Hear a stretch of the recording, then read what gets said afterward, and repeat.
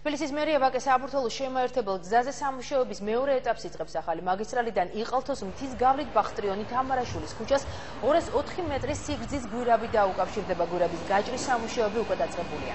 ასევე გაკეთდება ბახტრიონის ქუჩასთან შემაერთებელი კვანძი და ვერესხევის მაგისტრალიდან გვირაბამდე მისასვლელი გზა. სამუშაოები 2011 წლის ბოლოს დასრულდება, რის შემდეგაც უკვე ვერესხეობის გავლით ჭავჭავაძის გამზირიდან რამიშვილის ქუჩასთან დამაკავშირებელი 5000 მეტრის სიგრძის საგზაო მშენებლობა დაიწყება. გვირაბის გაჭრის სამუშაოები დღეს თბილისის მერმა პირადად დაათვალიერა. გიგი უგულავამ აღნიშნა, რომ პროექტის დასრულების შემდეგ ვაკესა და საბურთალოს რაიონებში მოძრავ ავტომანქანებს გადაადგილება გაუმართლდებათ.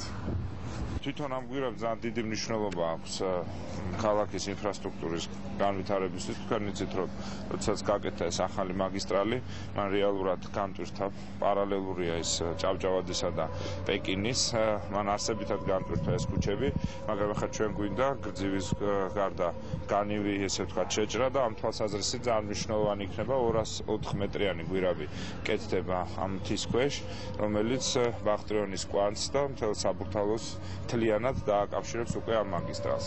ანუ პრაქტიკულად ყაზბეგის გამზირიდან 2-3 წუთში უკვე ადამიანი შეიძლება იყოს ჭავჭავაძის ცენტრში, გამოივლის რა გვირაბს და შემდეგ უკვე 2012-ში დაემატება ის ნაწილი, რომელიც უკვე თვითონ ამ ახალ ტრასას დააკავშირებს ჭავჭავაძის ნაწილს. ამითი პრაქტიკულად შეიძლება ითქვას, რომ ყველაზე გადატვირთული უბანი ვაკე და საბურთალო, რომელიც განაშენიანებულია მდინარე ვერეს ხეობის გასწვრივ, დაახლოებით 20-30 წელიწადი პრაქტიკულად არანაირი ინფრასტრუქტურული სიახლე არ დაჭირდება.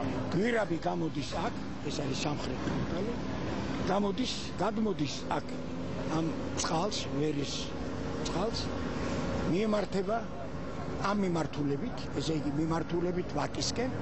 აქ კეთდება ხიდები, 2 ხიდი ბეტონის, რომელიც გადაივლის ხიდების საშუალებით გზა ამ არსებულ ვერეს ტრასას და შეუერთება ვაკეში მეცხრე სამავთყოფოსთან ალაყაფის კარები რო ეგ. სულ მთელი სიგრძე გზის თავიდან ბოლომდე არის 2 კილომეტრი და 269 მეტრი.